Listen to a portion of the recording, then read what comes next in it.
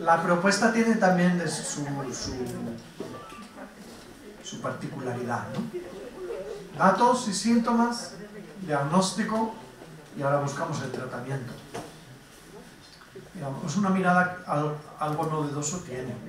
Y yo creo que tiene de propuesta de realismo, la quiere tener, de realismo. Ante las enfermedades de los seres humanos hemos aprendido también a negar, y es un mecanismo de defensa legítimo, y va bien, y es inconsciente. Porque si no hubiera negación como mecanismo de defensa inconsciente, nos viviríamos muchos días. Pues me duele aquí. Bueno, y lo primero que nos decimos es no será nada, porque si no tendría que ir al hospital, y voy a decir no será nada hoy, y si es posible mañana, ya se pasará, no es nada. Y solo cuando la realidad se imponga, diré, voy a ver qué es esto, ¿no? Se imponga con suficiente virulencia, pues aceptaremos, pero mientras tanto, si podemos negar, pues la negación tiene una valencia adaptativa, es inconsciente, pero es decir, que también aceptamos que hay momentos individuales y grupales o históricos que a lo mejor también tenemos que convivir con negaciones. Bueno, mi propuesta de hoy es hoy no negar, y entonces, a partir de eso, hoy, esta tarde aquí, a partir de estos datos, mi propuesta es, estamos en ver. Y allá va el tercer punto y después hablamos un poco, pasamos el micrófono, ¿no? Y entonces, ¿qué podemos hacer? ¿Cuál es el camino que los teóricos del duelo dicen que tienen que hacer las personas y los grupos cuando sufren por haber perdido, por fallecimiento, pero el duelo se habla a cualquier pérdida, la ruptura de vínculos significativos, ¿no?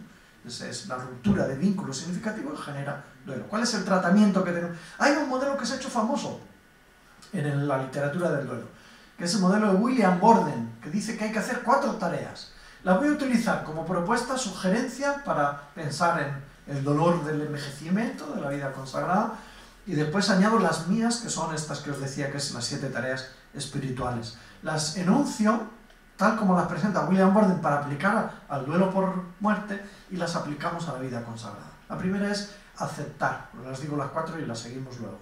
1. Aceptar la realidad de la pérdida. 2. Dar expresión a los sentimientos. 3. Adaptarse a un mundo en el que lo perdido ya no está. Y 4. Invertir energía en nuevas relaciones. Vamos a aplicarlo a nuestro campo. 1. Aceptar la realidad de la pérdida. Aplicándolo a nuestro mundo. Pues claro, es obvio que algunas instituciones, lo decíamos antes, van a desaparecer. ¿Lo podemos seguir negando? Sí, mientras como mecanismo de defensa, pero como desaparecen las comunidades, van a desaparecer en algunos países grupos de comunidades y vamos a ver. Es una realidad. En el duelo también solemos negar, con argumentaciones incluso espirituales.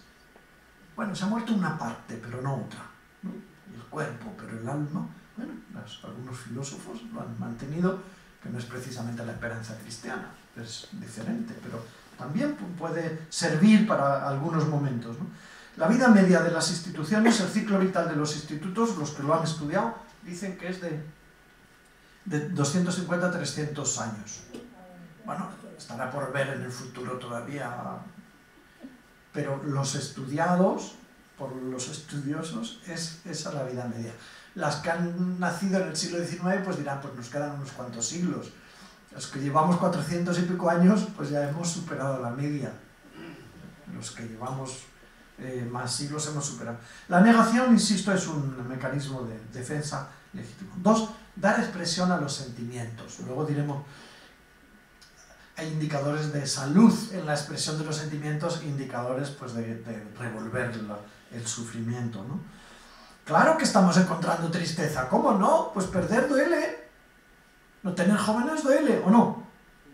Claro, genera tristeza. Marcharse de ese lugar donde nos habíamos identificado, los que entramos de jóvenes por lo menos, nos habíamos identificado hasta con las piedras, los ladrillos, las plantas, los árboles los habíamos plantado, caramba. Claro, y esos muebles los habíamos comprado.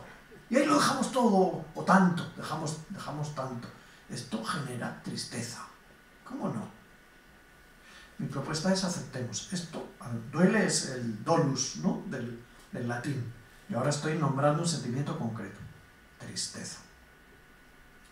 Si se sube un poco el volumen, a lo mejor se llama de otra manera. Si llega a lo patológico y subida la tristeza de volumen, y en términos de enfermedad se llama depresión. No creo que sea ese el caso, habrá individuos, pero no la vida religiosa está deprimida, ¿no? Yo no, ahí no llegaría. Pero tristeza, claro, tristeza. Yo, como algunos de vosotros, no sé si hay, pero los que vamos a la Asamblea General, los superiores mayores, Asamblea General de Confer, cada año, yo ya llevo unos cuantos años, pues me doy cuenta también de que un modo de sobrevivir es no contarse la tristeza. A mí no me parece que sea el saludable. Y utilizar como lemas y como temas cosas que nos hacen pensar que estamos como estábamos hace 30 años. Es una lectura un poco crítica, pero creo que tiene algo de verdad, ¿no? También de esto hay que hablar. Hoy lo estamos haciendo, caramba, y aquí estamos tantos. Lo estamos haciendo de esta manera tan digamos, sin negar, ¿no? También hay resistencia, a veces, desde mi punto de vista, proyectada contra los gobernantes, ¿no? Los gobernantes, quiero decir, provinciales, los consejos, y superiores mayores y consejos provinciales o generales. A veces yo veo que pues la culpa la tienen esos, que son los que cierran, no sé cuánto. En otras ocasiones lo que yo veo es que hay un sabor, hablando de sentimientos, hay un sabor culpógeno. Al menos a mí me ha tocado escuchar a un puñado de personas que decían: si no hay vocaciones es porque no nos las merecemos. Porque si diéramos buen ejemplo tendríamos. Y esto es un sentimiento. La culpa. La culpa...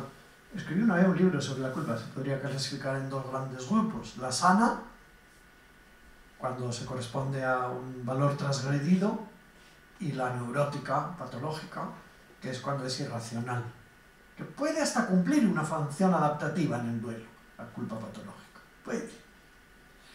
No sé si en este caso es muy saludable darle de comer al sentimiento de culpa y esa moralina de hemos rezado poco, hemos dado un mal ejemplo con la pobreza, no sé si con la castidad, no sé si con la obediencia. En último término sí que hemos obedecido a los cambios de destino, sobre todo, ¿no? Otras cosas no sé, pero eso creo que se va manteniendo en la vida consagrada. En todo caso, hay entre los sentimientos de duelo en la vida, lo que yo veo es tristeza y autoculpabilización, que no siempre es gestionada, desde mi punto de vista, de manera razonable. Según este modelo de Worden, otra tarea que hay que hacer en el duelo es adaptarse al ambiente en el que, en el duelo por pérdida de un ser querido, el difunto ya no está. ¿Eso qué significa? Que hay que gestionar la ropa, la casa del pueblo, las cuentas, las firmas, en el mundo del duelo, en la vida comunitaria, en el duelo de la vida consagrada por el momento en el que nos encontramos. Yo creo que una de las tareas es saber vivir sin esos lugares que teníamos, saber vivir, recoger las cosas, y esta es una tarea muy concreta, que nos llevamos del convento, además de los recuerdos, ¿no? ¿Qué hacer con ellas? Lo mismo que una familia tiene que recoger la ropa y el teléfono y dar de baja el teléfono y el ordenador y quitarle la firma en el banco. Ahora nosotros, trasladando al duelo, ¿qué hacemos con las cosas de los sitios perdidos, de los roles, de los lugares, ¿no? Hay quien se resiste.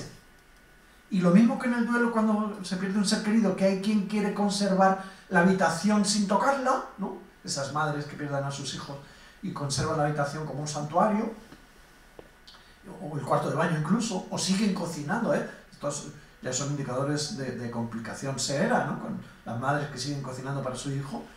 Imaginaos cuánto duelo complicado en los suicidios, 4.000 en España, aumentando en las personas mayores. No en los jóvenes, en las personas mayores, aumentando. Pues anda, los supervivientes, anda que no se lo pasan mal, y hasta hacen cosas como esta, que siguen cocinando para sus hijos y les ponen la comida en la mesa, pues anda que no están mal. Bueno, yo estoy pensando en nosotros, y hay quien se resiste y quiere convertir en santuarios lugares que habría también que abandonar, ¿no? Y que si no se abandonan algunos, generan unos gastos insoportables a veces. A propósito de los gastos, yo creo que hay que decirlo también.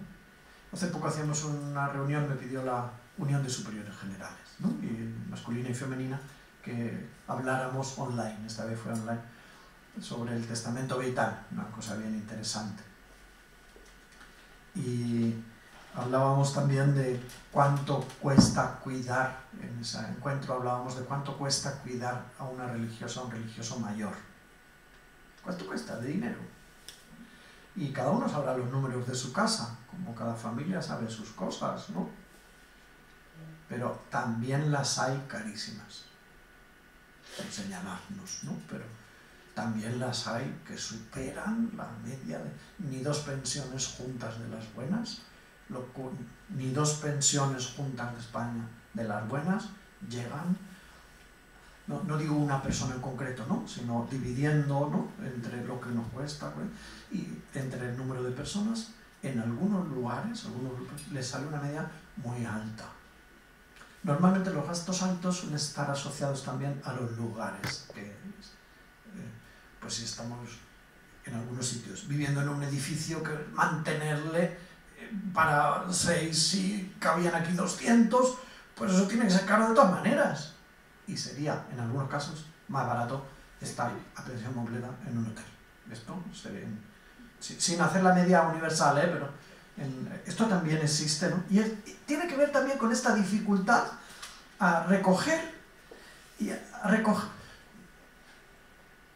¿Cuántas familias hay que no se entienden para vender la casa del padre o de la madre, del pueblo? Y están años y años con los gastos varios. Se han dado de baja la luz y los impuestos. Algunos impuestos no se pueden dar de baja. Y si es muy grande, pues ya lo que cuesta. Pero hasta que se pongan de acuerdo, nosotros más. Es lo que estoy queriendo decir. Nosotros, para liberarnos de lo que vamos dejando, nos cuesta, que es esta tarea del duelo, de adaptarse al ambiente en el que ya no cumple una función los lugares o las cosas, ¿no? Y la cuarta tarea de este modelo de William Borden, que lo estamos tirando de él para, por analogía, llevarlo a la vida consagrada, envejecida y en duelo, invertir energía emotiva en nuevas relaciones. Que yo aquí lo que veo es el desafío de apasionarse por lo fundamental. Y qué fácil es decirlo, madre mía. Pero bueno, yo también me dedico a pensar para compartir. Y apasionarse por lo fundamental. Lo fundamental, teóricamente, la vida consagrada, era seguir a Jesús.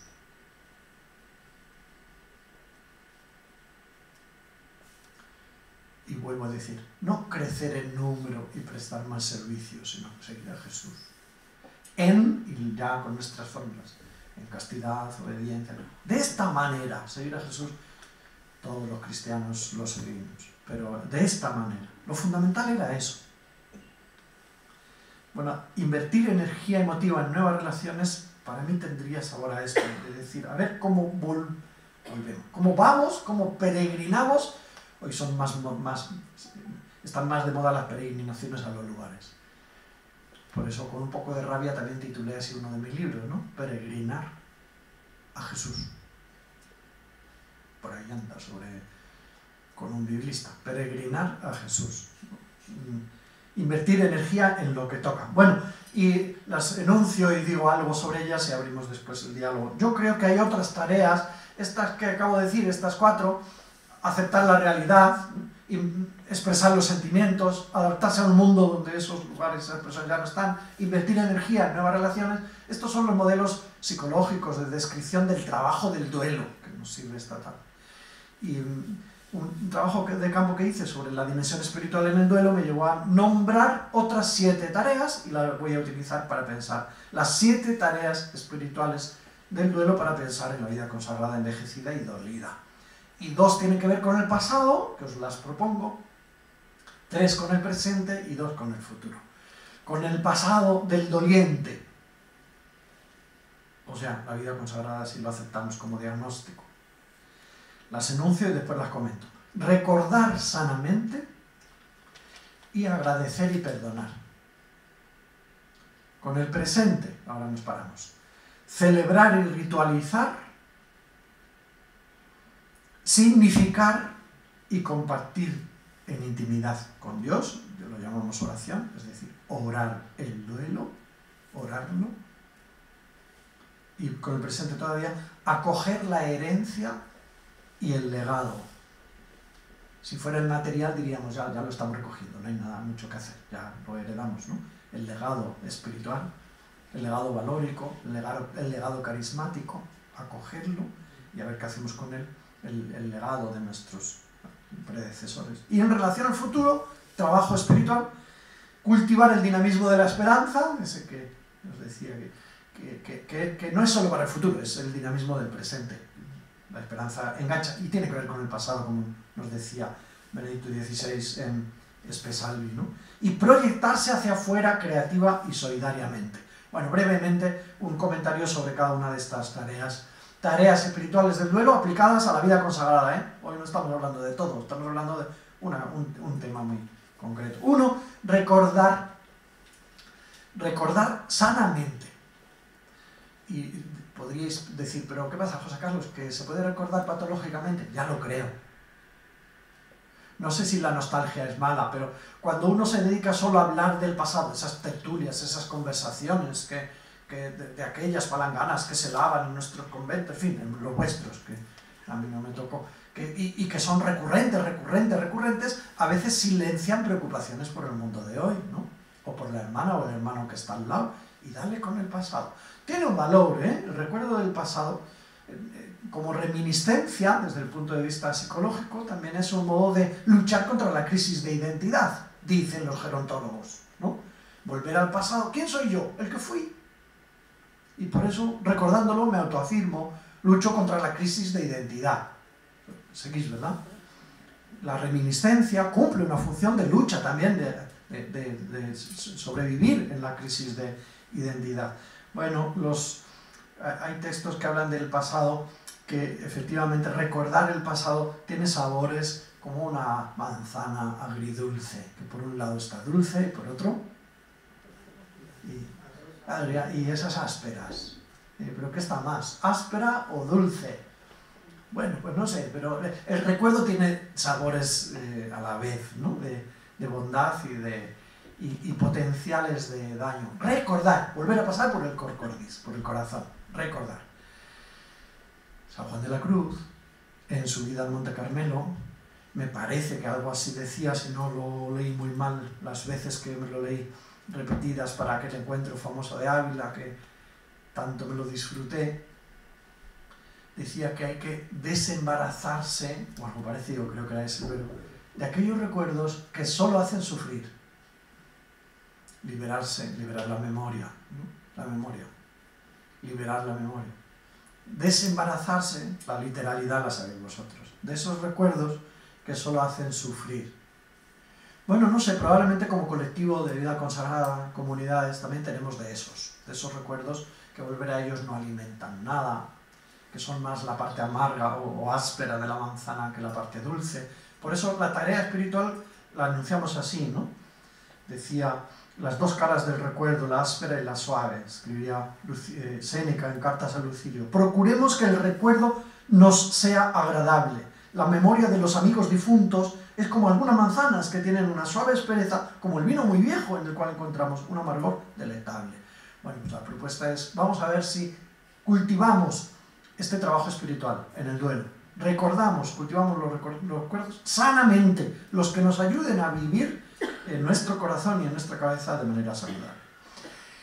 Si recordamos sanamente, surgirán otros trabajos, yo digo que son espirituales, que también en el trabajo de campo le preguntamos a la gente, ¿estos son trabajos espirituales? Y nos dijeron que sí, por eso hace la investigación. Una tarea, vivir agradecidos, y otra, perdonar. Agradecer y perdonar, los dos verbos que creo que dan mucha salud espiritual al quien vive el dolor de las pérdidas, dolor del duelo, que es el diagnóstico de esta tarde. Agradecer.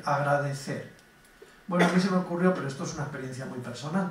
El día que declararon el estado de alarma, como coincidió con el fallecimiento del padre de una compañera, empecé a grabar un audio de una oración de agradecimiento, 1 minuto y medio, gracias por algo muy humilde, ¿no?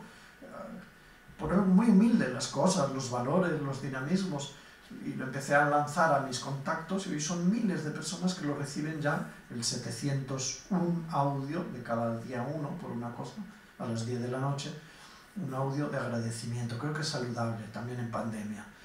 Agradecimiento, buscar no solo la lamentación, no caer en la lamentacionitis contagiosa, cuántos éramos, dónde estábamos, al recordar, sino al recordar el agradecimiento.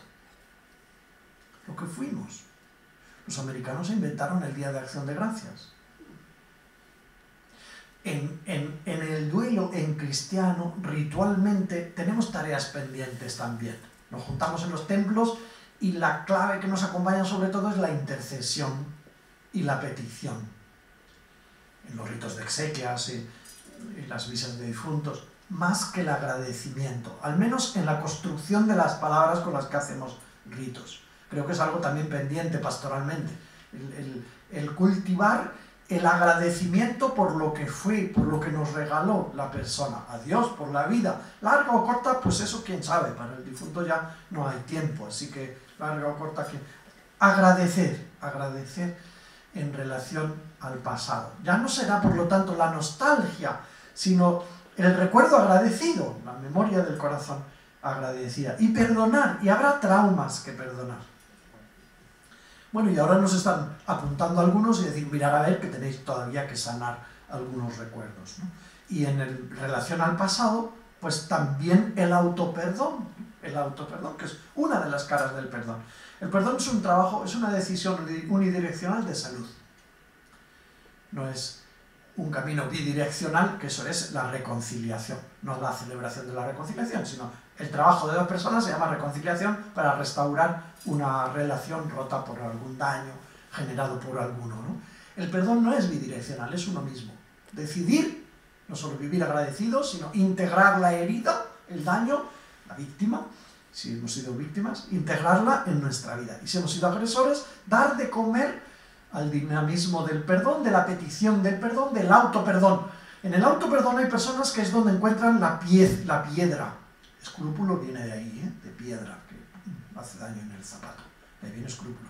Hay personas que no terminan de perdonarse a sí mismas. Y ya lo creo que han celebrado de tantas maneras, en cristiano y en pagano, pero tienen pendiente todavía en este duelo que estamos, el perdonarse a sí mismos. Así es que recordar sanamente, agradecer, perdonar, podríais decir, son verbos para la vida. Claro, sí, pero los estamos centrados en nuestro duelo como vida consagrada envejecida.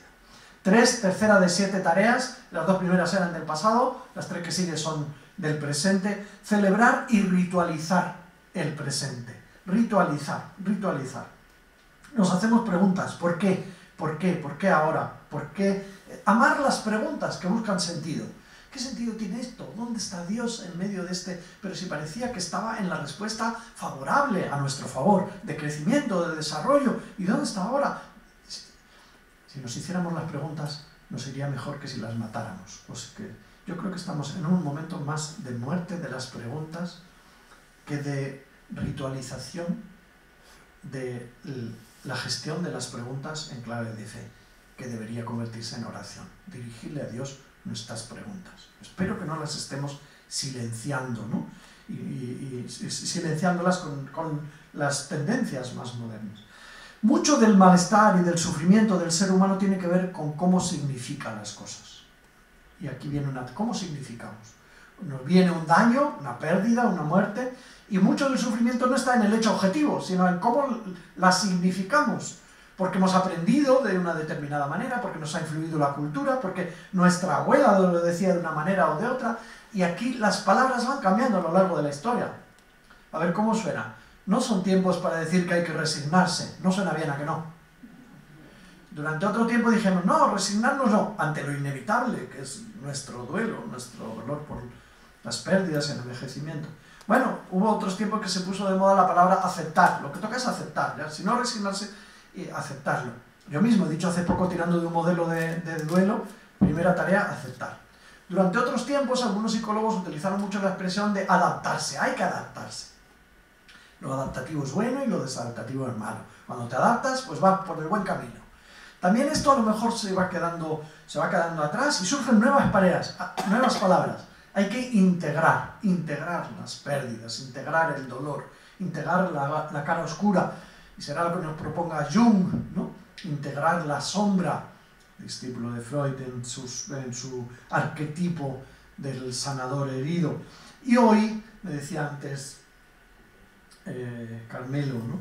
Me decía, pues yo me acuerdo de la conferencia que diste sobre la resiliencia. Sí.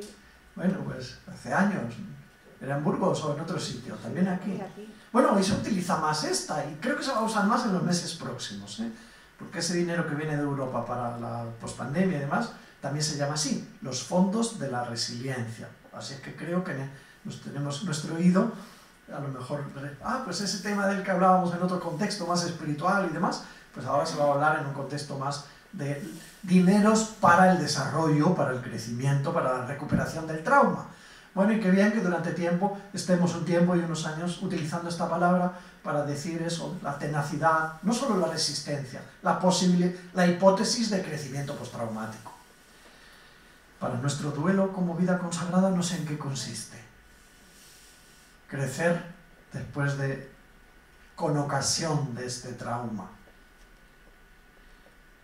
Como nos había entrado tanto que crecer era numéricamente y proyectándonos hacia afuera, a ver qué crecimiento es posible, qué crecimiento resiliente es posible en el duelo de la vida consagrada. Yo antes lo he enunciado de otra manera, ¿no? Que es recuperar, trabajar, peregrinar, caminar, no solo hacia atrás, sino hacia lo fundamental que es a Jesús. Hay otros que proponen otras palabras, que es reinventarse, nada nuevo.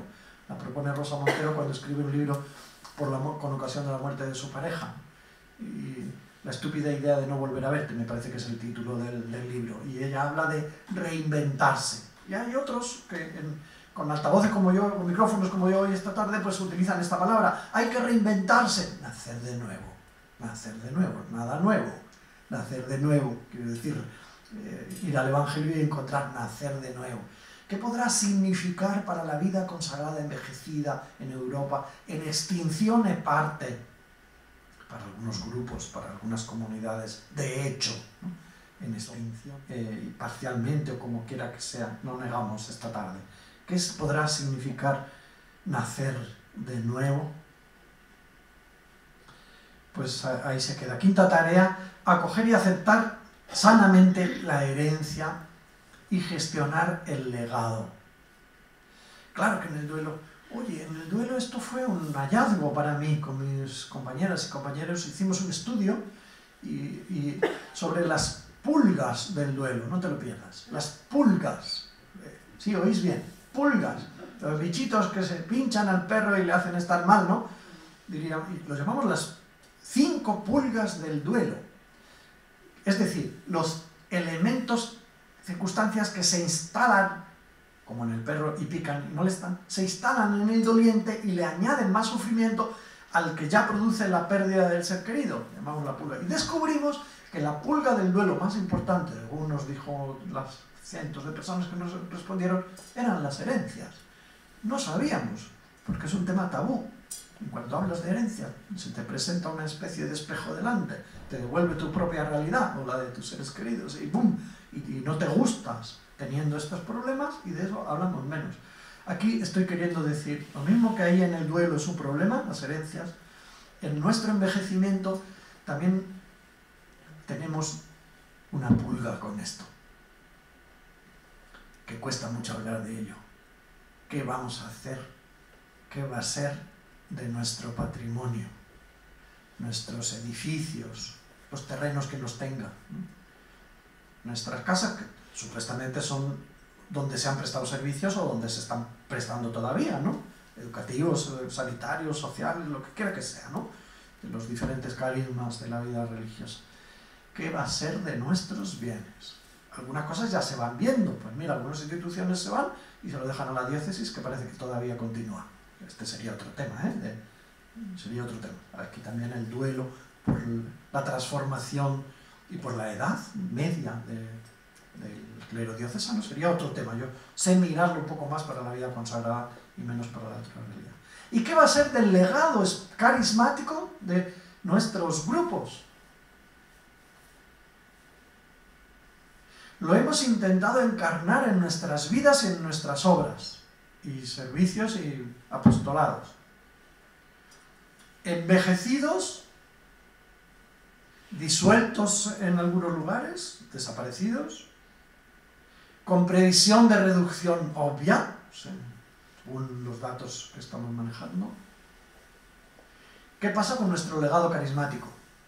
En estas últimas décadas, el que hemos recibido, ¿no?, por el testamento carismático, la herencia que hemos recibido de los nuestros, pero mirando para adelante, ¿qué va a pasar con nuestros bienes materiales y carismáticos? Es muy difícil hablar de esto, me parece.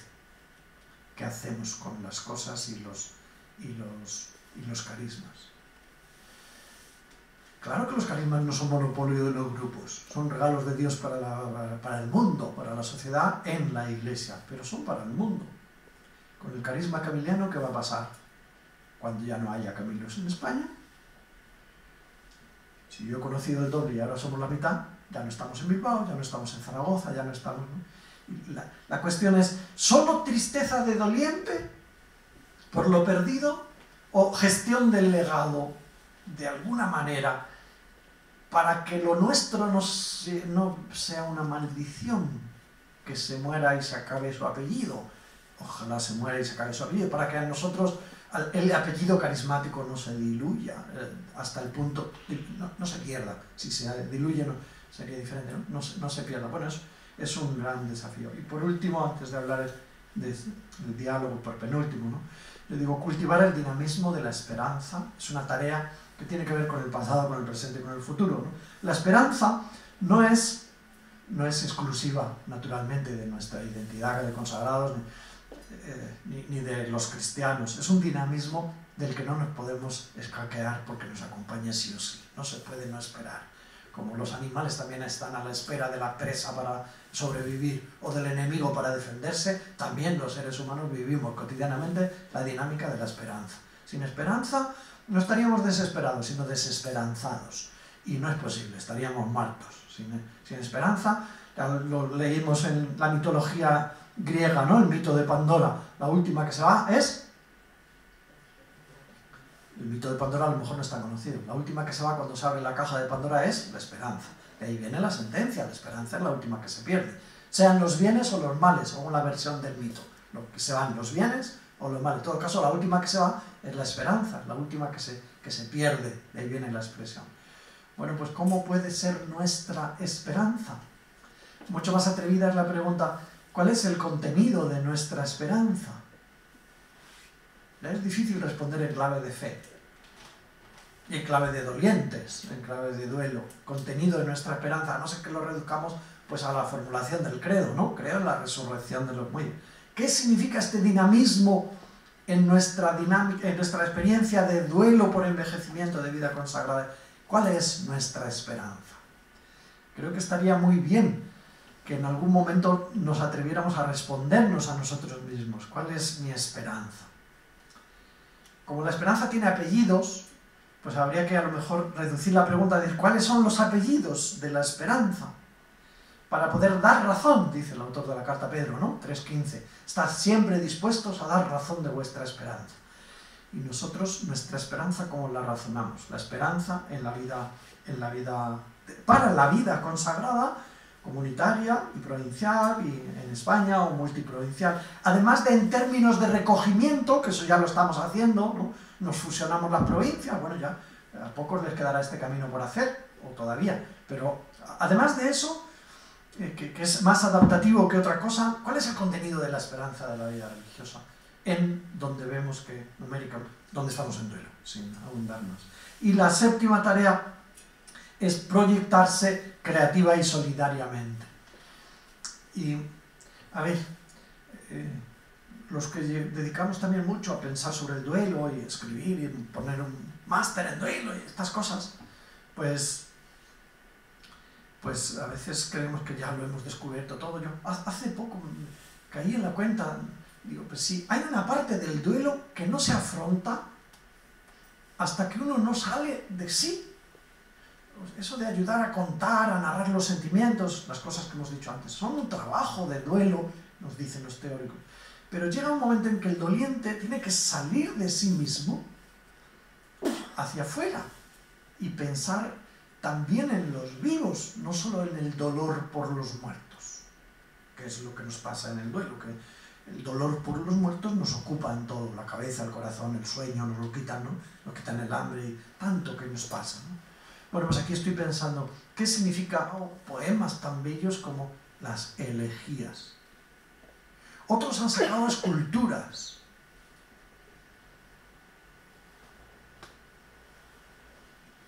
Miguel Ángel esculpió el dolor tan cruel, ¿no? Y el cadáver de un asesinado en sus brazos, y es la estatua más bonita de toda la historia, la piedad, proyectado hacia afuera artísticamente, ahí lo tienes, en poesía, en arte. ¿Cuántos aleluyas? De Händel o de Kinkel, ¿cuántos aleluyas?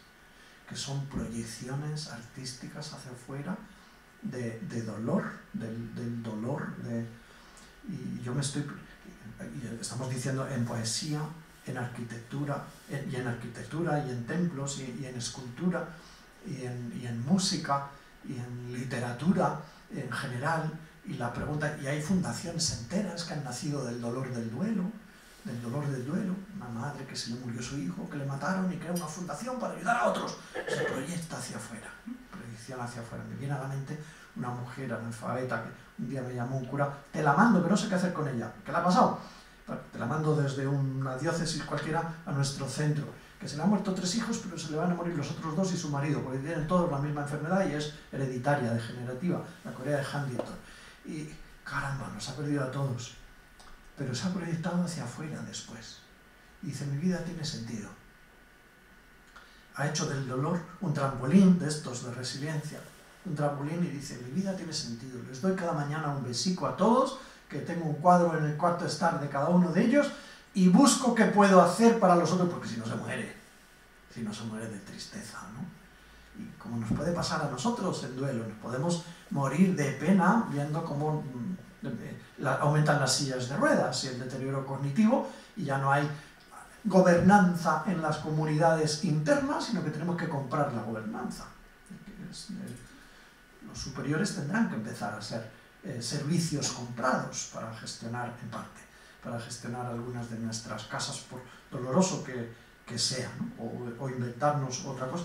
¿Cómo nos podemos proyectar creativa, solidariamente, para hacer del momento que estamos viviendo algo fértil, además de gozoso, dando gracias, además, algo fértil para la humanidad?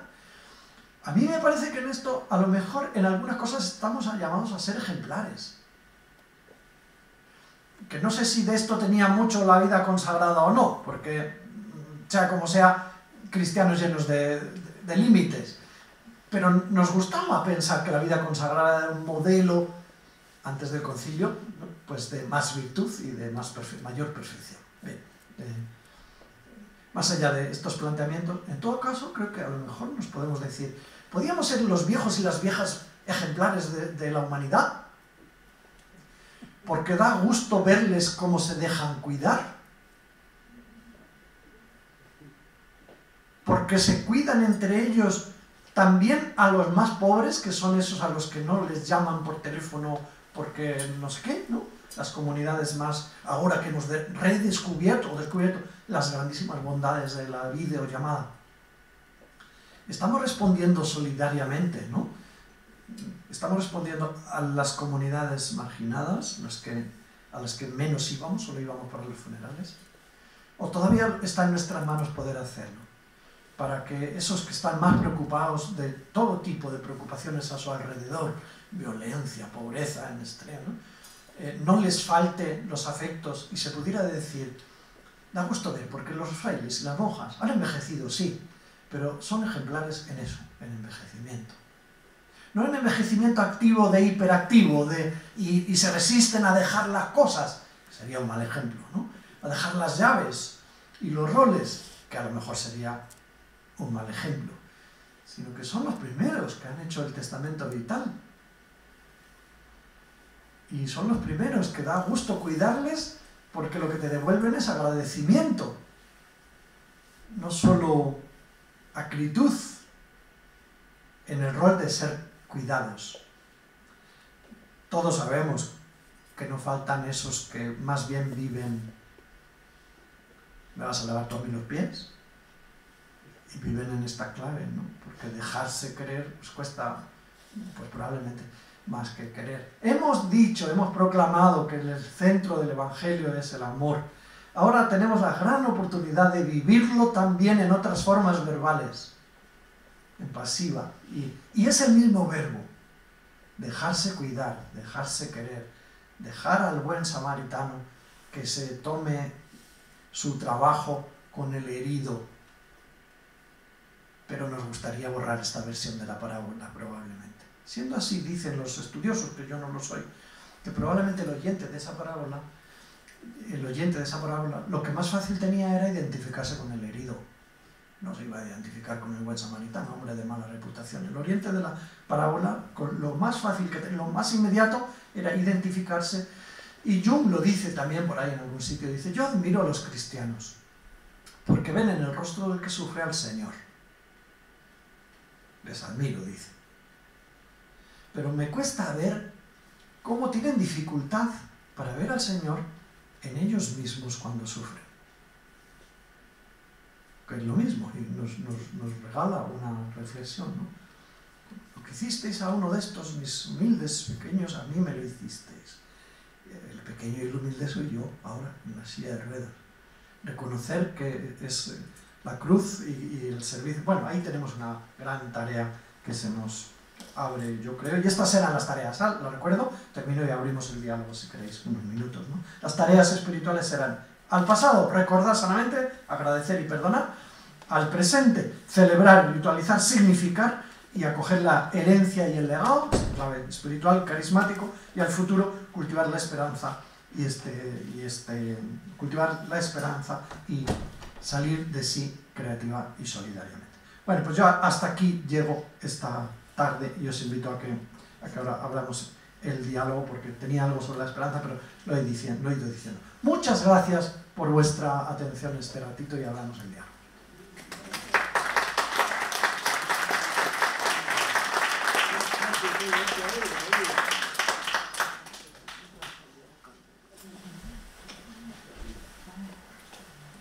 No hay micrófono, pero yo escucharé vuestras intervenciones hechas en voz alta, ¿no? Ahora al final que decía lo de que dejarse querer y tal, me viene a la memoria Santa Isabel de la Trinidad, que escribió el último documentito que escribió fue precisamente a su madre priora, déjate amar, y son 2 paginitas, pero muy interesantes. Pero mi pregunta era, ¿puedes decir 2 palabras, aunque sea muy rápidamente, sobre el testamento vital, aunque no sea en el tema, pero lo he mencionado y a lo mejor... Sí, podríamos ser ejemplo. Hay un encuentro el sábado próximo en Zaragoza, un pastoral de la salud online, pero la pastoral de la salud de Aragón sobre esto está viendo. Bueno, es un modo como los seres humanos tenemos de aceptar que nos vamos a morir, y lo más frecuente en nuestro contexto es que nos muramos, lo más frecuente es que nos muramos, tú, yo, lo más esperable es después de habernos deteriorado. ¿Sí? La alternativa es morirte estando bien. Y eso supone una muerte súbita. Bueno, esto le pasa a algunos, pero a la mayor parte se mueren, nos moriremos después de habernos deteriorado. También por dentro. Y estaremos, esto es lo más esperable, estaremos nosotros un tiempito vivos, pero deteriorados. Sí, sí, es lo más esperable. Y el médico va a tener más de una vez la necesidad de tomar decisiones. ¿Qué hago? ¿Le opero o no? ¿Le meto en cuidados intensivos o no? Cuando estemos con ese deterioro en el que ya no nos podrá preguntar, porque si me pasa hoy que me tienen que llevar a cuidados intensivos y no he perdido esta del cacharrazo o lo que sea, pues el médico me va a preguntar y más de una vez me va a decir, y firme usted que acepta, consentimiento informado, que acepta esta propuesta terapéutica, ¿no? Pero cuando hayamos perdido la capacidad de responder autónomamente con nuestros valores a la interlocución del médico que tiene que tomar decisiones, es esperable que el médico sepa con quién tiene que hablar, puesto que con nosotros es inútil, ¿no? Si estamos en esa circunstancia. Y el ideal sería que tú y yo hayamos pensado cuando estábamos bien, que esto casi seguro que se va a producir, es muy posible que se produzca, y haberlo previsto para dar algunos criterios e indicar quién es nuestro fiduciario, términos técnicos, ¿no? Es decir, nuestro representante para interpretar nuestra voluntad en la toma de decisiones difíciles, ¿no? En estas circunstancias. El testamento vital es ese documento donde tú expresas los valores que ayuden a tomar decisiones y las personas con las que el médico tendría que hablar, porque tú no puedes responder y ayudarle al médico como sujeto porque no eres competente.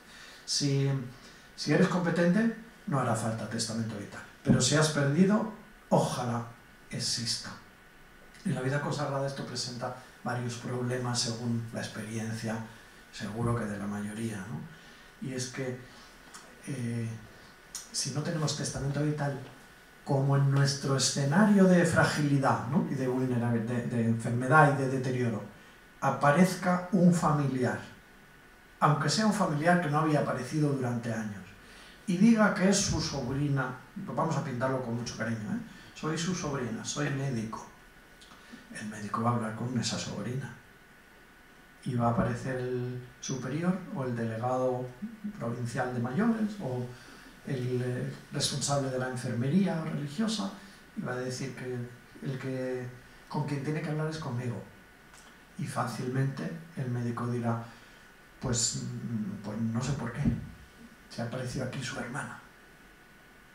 Y por ejemplo, sobrina, hermana, digo, lo pinto, que sea médico o cualquier otra circunstancia que llevará también a reforzar que el médico escuche a otro en lugar de escuchar al superior local, provincial o delegado o quien quiera que nos parezca que tenga que ser nuestro representante. Por eso en la vida religiosa hay problemas concretos asociados a estas características. El ideal sería que hayamos escrito nuestro testamento vital, pero no solo hológrafo, sino que hayamos ido al registro de instrucciones previas, voluntades anticipadas o testamento vital, se llama de diferentes maneras en las comunidades autónomas, y hayamos dicho que quiero hacer el testamento vital, o lo hayamos descargado de internet antes, el formulario de la comunidad autónoma, o el de la CONFER, que acaba de corregir un poquito el que propuso la Conferencia Episcopal Española, y que o lo hemos descargado antes, o nos pillamos el que propone la comunidad autónoma, lo rellenamos con los datos de nuestros representantes y lo registramos en el registro autonómico,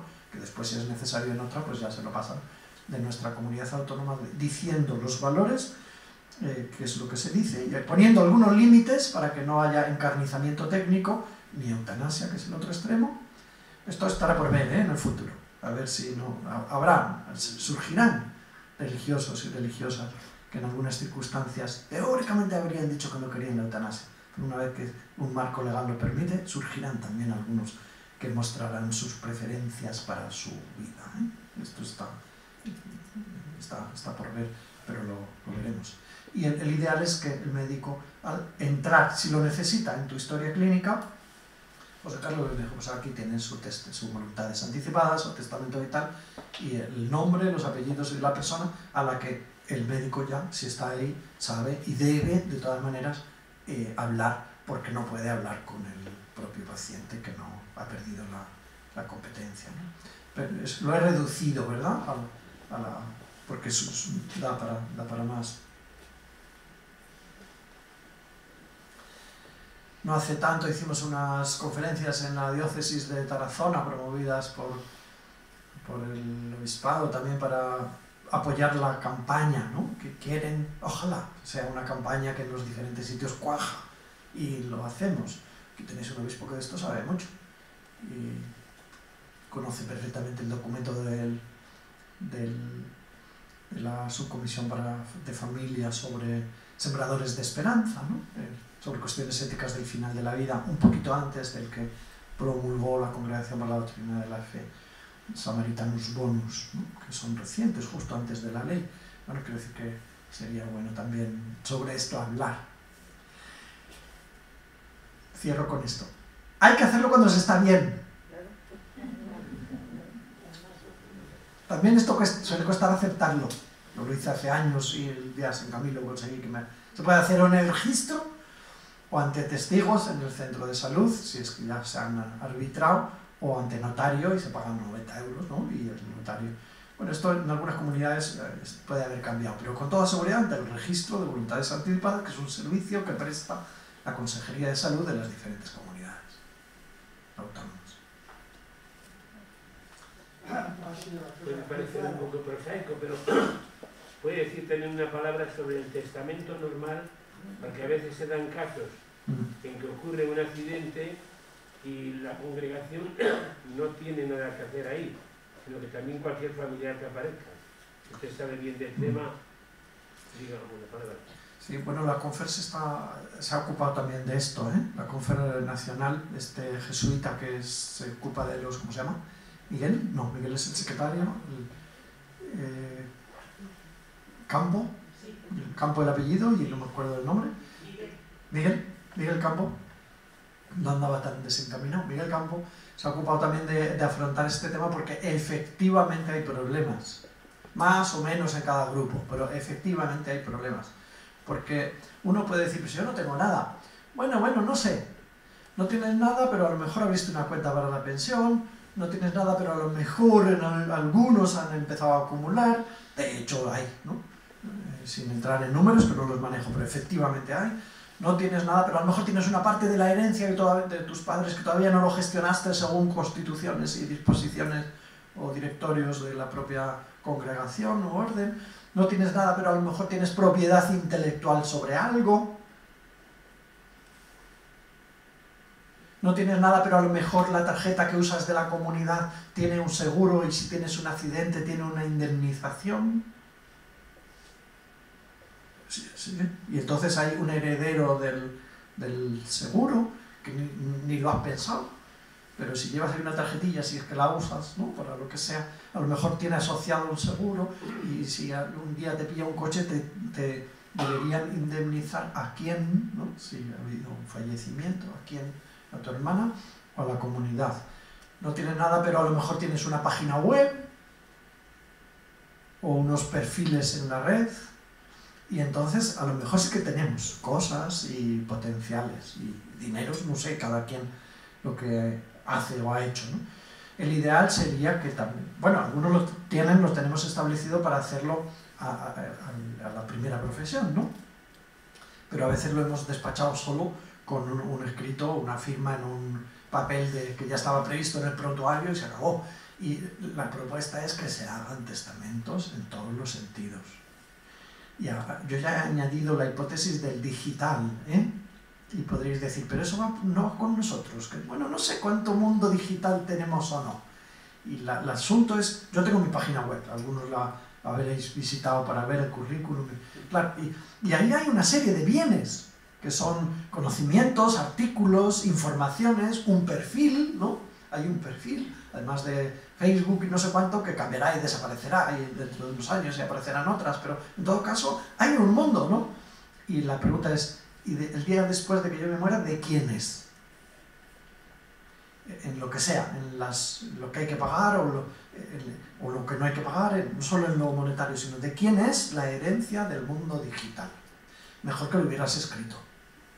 Y pudieras ir y decir a Facebook, de baja a este que está muerto, porque sabéis que en el mundo hay 30 millones de muertos vivos en la red, en Facebook. ¿Qué quiere decir? Que como en el mundo internautico no se distingue entre muertos y vivos, pues los perfiles de los muertos biológicamente siguen vivos en la red, ¿no? Y eso porque no había un testamento, no había un procedimiento para pasarle entre los muertos, lo mismo que el cuerpo, le incineramos o le llevamos al cementerio, el cuerpo digital también habría que retirarle de la circulación de los vivos o llevarle a la cuenta memorial, a lo que quiera que sea, pero bueno, testamento de bienes y demás, habría que hacernos proponer la Confer todo religioso o religiosa, además del testamento vital. No entro a gobernar las provincias, que no me tocan, pero se habló de esto hace muy poquito en una jornada, hace 10 días o 15, en una jornada de la conferencia sobre este asunto. Muchísimas gracias por invitarme a venir a Burgos, donde fabricáis el frío. Gracias de corazón por invitarme a venir.